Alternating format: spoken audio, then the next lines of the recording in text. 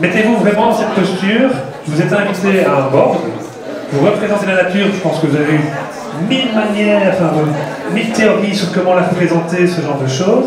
Et le board de cette entreprise, ben, c'est BRJ Group, hein, qui est un groupe média, radio. Après on vous expliquera le carrière qui se trouve derrière, hein, mais je pense que vous allez très vite le trouver. Donc c'est un groupe média en Belgique où il y a 3 radios de type radio de divertissement, avec beaucoup de musique, avec de relais de concerts, avec toute une série aussi peut-être à un moment donné, en fonction des radios, d'émissions un peu plus thématiques sur les enjeux de société. C'est une entreprise qui est effectivement déjà engagée, donc c'est une entreprise qui a envie de faire bouger les choses, et donc de participer à un monde positif et constructif, mais ben, l'essentiel de son modèle économique, il retombe, il est reporté sur quelque chose peut-être de moins glorieux, qui est la publicité. Donc entre toutes les moments musicaux, les moments de divertissement, il y a de la publicité qui passe, mais il y a aussi des concours. Et des concours où on fait gagner à un moment donné aux auditeurs, qui sait, pas un voyage à Paris, mais un voyage à Tokyo. Enfin voilà, donc ça c'est un peu le contexte de la boîte.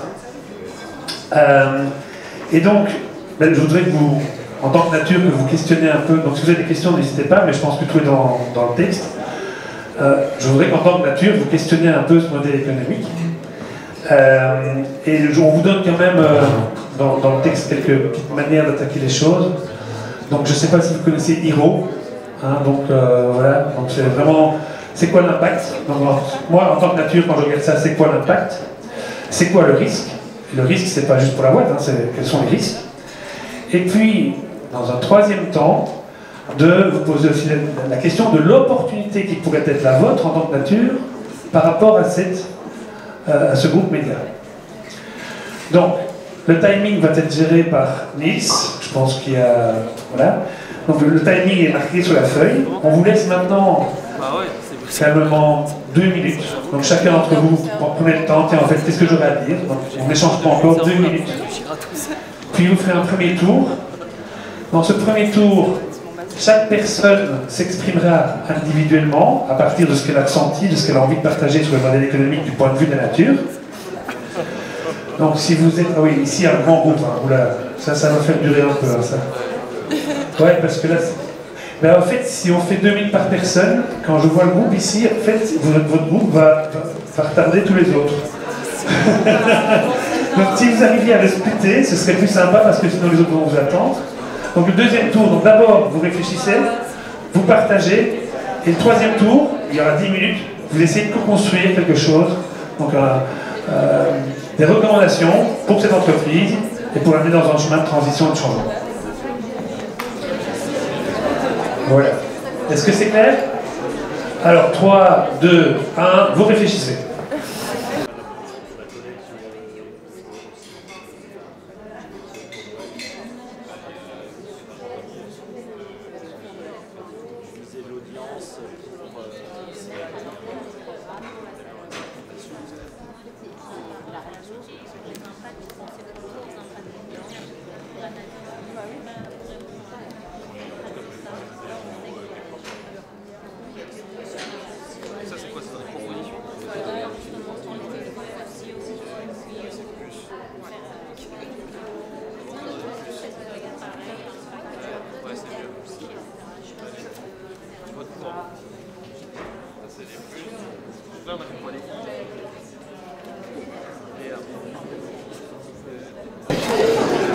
Si vous avez terminé, d'accord, si vous avez terminé d'échanger entre vous et si vous avez trouvé vos deux recommandations à faire, il me reste une question à vous poser. C'est après tout ce que vous avez entendu aujourd'hui, parce que vous avez eu beaucoup de définitions différentes de la nature, quel type de nature pensez-vous avoir représenté dans le cadre des décisions que vous avez prises? Donc sur base de tout ce qui a été apporté par les différents experts sur la manière de représenter la nature, à votre sens, quelle nature est-ce que vous avez essayé de représenter dans le cadre de vos réflexions. Bonjour, enfin bonsoir. Alors, nous, on est le board de BRJ. Donc notre observation principale, qui un peu saute aux yeux dans la lecture, c'est la dépendance à la pub. Et du coup, quelle pub, quel discours. Pepsa, Coli et Co, c'est peut-être pas si ouf que ça, tant pour la santé que pour la promo et les gains pour les auditeurs, de faire un voyage en avion à Rio.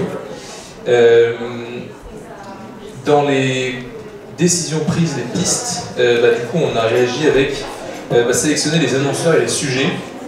Il y a notamment la question de changer un peu le modèle de la pub en allant chercher une pub qui n'est pas forcément rémunératrice, mais qui permet de mettre en lumière les vrais sujets. Donc sélectionner les sujets et du coup potentiellement les organisations qui ont plus besoin de visibilité qu'elles n'ont besoin de dépenser d'argent qu'elles n'ont pas. Et donc de mettre en lumière des associations, des mouvements, etc.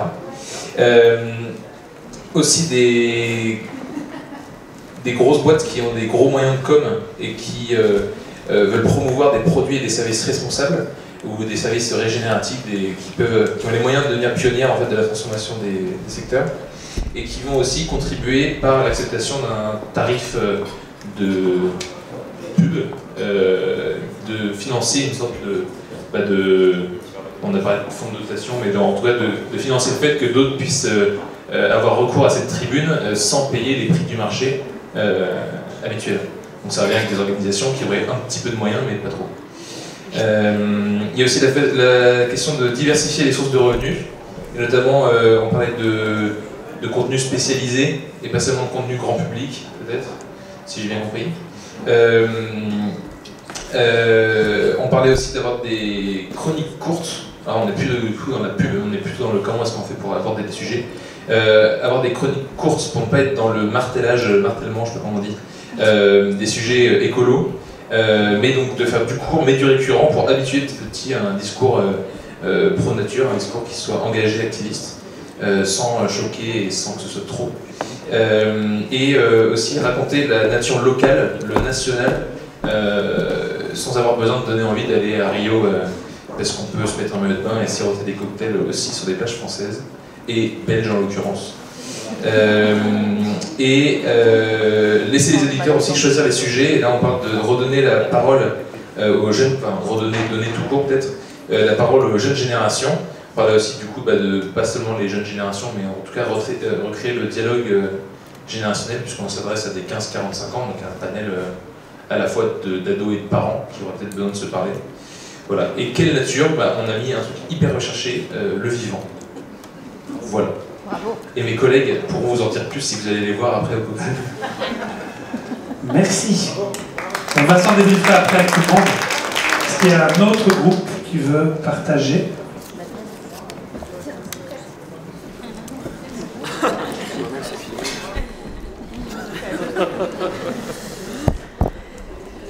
On va ajouter quelques petits points au magnifique résumé qui a été fait des groupes précédents.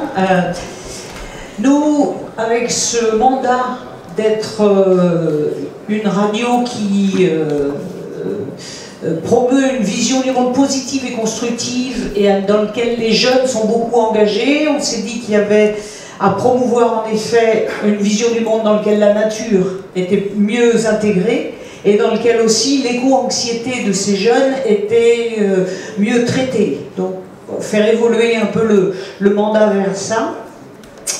Et pour mieux aussi répondre à ça, une proposition qu'on avait, c'était de favoriser des concerts distribués, dispersés, donc éco-locaux, qui permettent quand même d'avoir le lien, puisque le lien fait vraiment partie de notre activité de radio, mais qui permettent aussi de réduire l'empreinte carbone, les nuisances, les déchets, toutes les nuisances de nos activités actuelles. La pub, on l'avait supprimée. On n'a pas encore...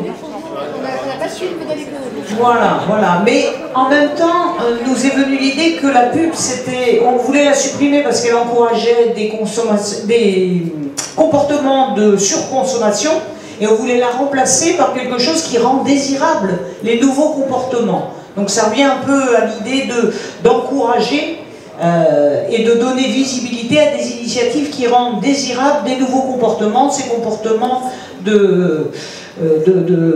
qui aideront à dépasser l'éco-anxiété et à ouvrir des futurs plus viables et plus désirables tout en étant plus sobres.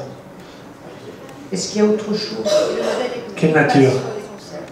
Le modèle économique passe sur de nouveaux types de concerts et de nouveaux types d'écoute. Et notre représentant au board est Chaka Ponk. Voilà. Ok. Et quel type de nature? Vous avez réfléchi à la question? Vivante. Le vivant. Ok. On avait les chauves-souris qui étaient très gênés par le bruit, toujours. Ouais, ici. Il y avait quelqu'un qui a connu. Ouais, voilà. Si. Non. Je dirais que c'était pas facile quand même de se mettre en recul. D'habitude, on est une matinée, hein. C'est ce genre de sujet, c'est pas en 10 minutes. Là-haut? Ok. Ça va? Merci madame.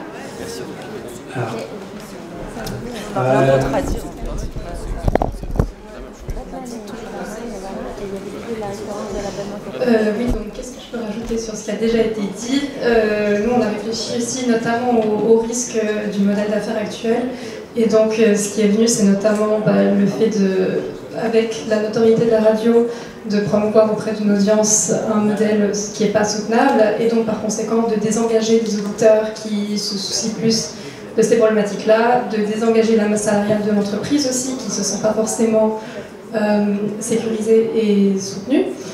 Ce qui peut impliquer des difficultés après pour le recrutement de nouveaux collaborateurs et collaboratrices, pour l'engagement des employés aussi dans l'entreprise, et également aussi dans les impacts négatifs forcément pour la planète avec la promotion d'un mode de vie basé sur la surconsommation. Dans nos opportunités, on avait également parlé du fait de potentiellement transformer l'audience. Donc, en promouvant de nouveau des modes de vie soutenables et positifs, de pouvoir toucher une audience par rapport à ça. Et éventuellement, il y avait une réflexion un peu philosophique sur le fait de comment est-ce qu'en transformant la nature des programmes, on pouvait transformer, en fin de compte, la nature de la publicité et donc des auditeurs. Et bon, nos pistes d'action, c'est un peu similaire à ce qui a déjà été dit. On a évoqué la tarification des annonceurs qui serait basée sur l'impact ou l'utilité au niveau commun de ce qu'ils promeuvent. Et puis aussi modifier les programmes avec comme ça l'introduction d'un discours qui est plus soutenable afin de toucher aussi des auditeurs qui sont sensibles à ces questions-là. Et je ne sais pas s'il y a quelque chose que j'ai oublié que vous voulez rajouter. C'est la nature? Quel type de nature? On n'a pas été jusqu'au fond de cette réflexion sur la nature, mais je ne sais pas si là tout de suite sur le moment il y a quelqu'un qui a envie à chaud de parler de la réflexion. Quelle nature? Quel type de nature? C'est pas grave. Est-ce qu'il y a encore un groupe qui veut s'exprimer? Vas-y, Thérèse. Allez, j'ai le micro. Ok, puis après, je suis bon, ça va y avoir quelques redites, mais dans les observations, on s'est dit qu'il y avait quand même un énorme potentiel d'impact sur les imaginaires et les modèles de conso, donc c'était canon. Qu'il fallait peut-être pas trop brusquer l'auditoire non plus, pour pas être donneur de leçons. Dans les pistes de décision qu'on a partagées, on s'est dit que sur la programmation des podcasts, il y avait plein de choses à faire pour promouvoir des imaginaires positifs. Et donc dans le sens de monde positif et constructif. Donc bon, voilà, une programmation de podcast à gros potentiel. Sur les jeux concours aussi, on peut promouvoir des aventures collectives en nature, low carbone, sans aller jusqu'à Rio. Donc il y a pas mal de trucs sympas qui peuvent être faits aussi. On a gardé la publicité, mais avec de la publicité pour des entreprises considérées comme vertueuses, sur des modèles de conso de biens essentiels, sobres et bons pour la santé, pour tout le monde. la poursuite de la collecte de jouets de Noël aussi, avec une mobilisation des salariés pour voilà, les impliquer et diffuser ces bonnes pratiques. Qu'est-ce qu'on a mis? Mise en avant d'artistes engagés avec des initiatives de création de liens, type festival, concert, etc. Voilà. Et quelle nature? Alors nous aussi on a considéré le vivant dans son ensemble. Donc voilà. Ok, merci.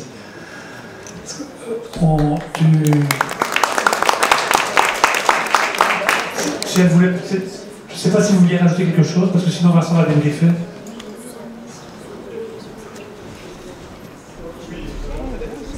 Non, en fait, on est complètement alignés avec vous. Je vais essayer de pas redire des choses. Donc, effectivement, l'enjeu, on trouvait que c'était de faire entrer la nature, en fait, dans ce type d'entreprise, parce qu'elle est complètement invisibilisée, absente. Actuellement, c'est pas du tout une question, un sujet, a priori. Donc, ça, c'était une stratégie à développer, et aussi à développer de nouveaux imaginaires positifs, et aussi de nouvelles sources de bonheur qui ne soient pas basées sur la phase conso, et finalement de relocaliser à l'échelle du territoire s'il y avait effectivement des cadeaux à faire.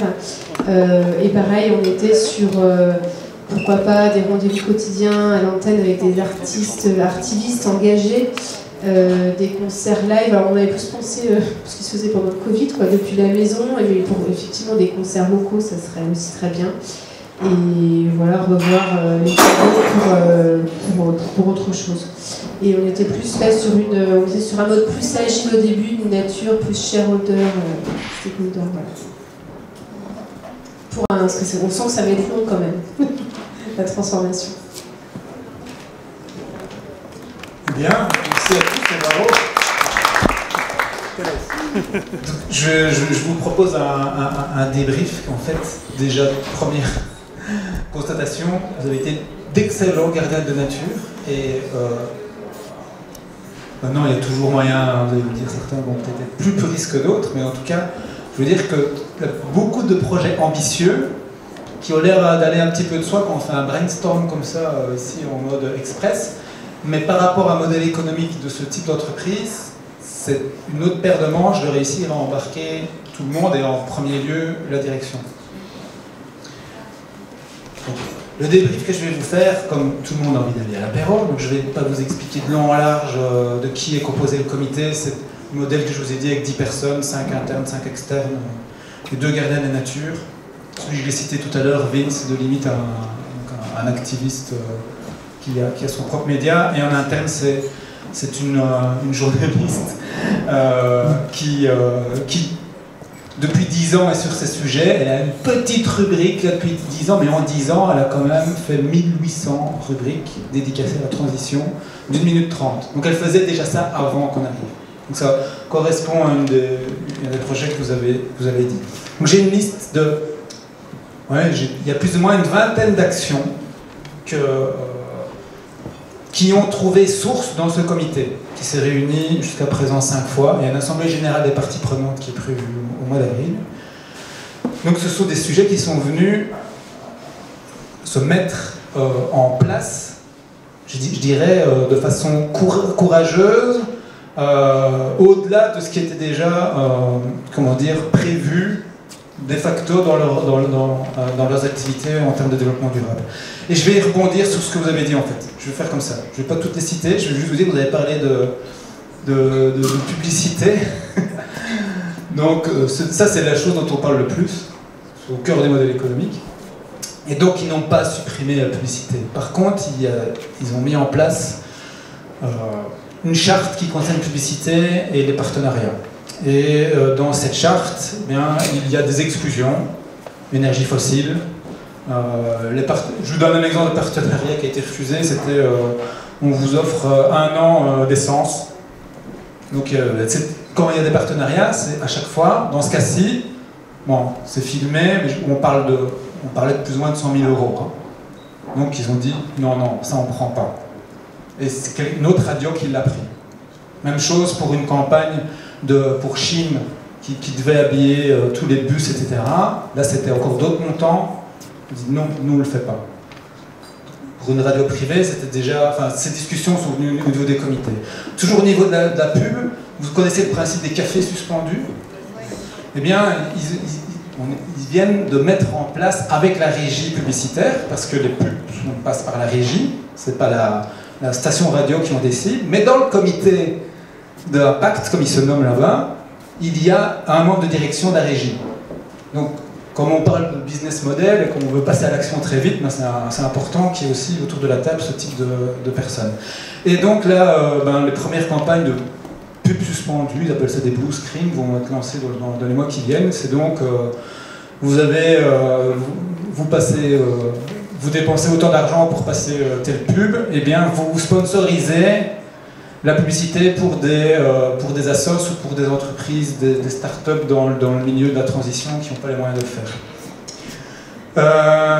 Donc choix des annonceurs, partenariats, je vous en ai parlé. Ah oui, l'éco-anxiété. Décision de ce lundi dans le comité d'impact. On parlait des priorités 2025, et donc il y a eu un vote, et priorité numéro 2, santé mentale. Donc ils vont mobiliser toutes leurs équipes, antennes, événements, etc. sur la santé mentale. Il me reste plus de temps, mais je peux vous dire qu'on a aussi fait réduire de 65% le bilan carbone des concerts qu'ils organisent, etc., etc., etc. Donc vos idées ont en grande partie été embarquées dans ces comités. Donc vous faites de bons gardiens de la nature.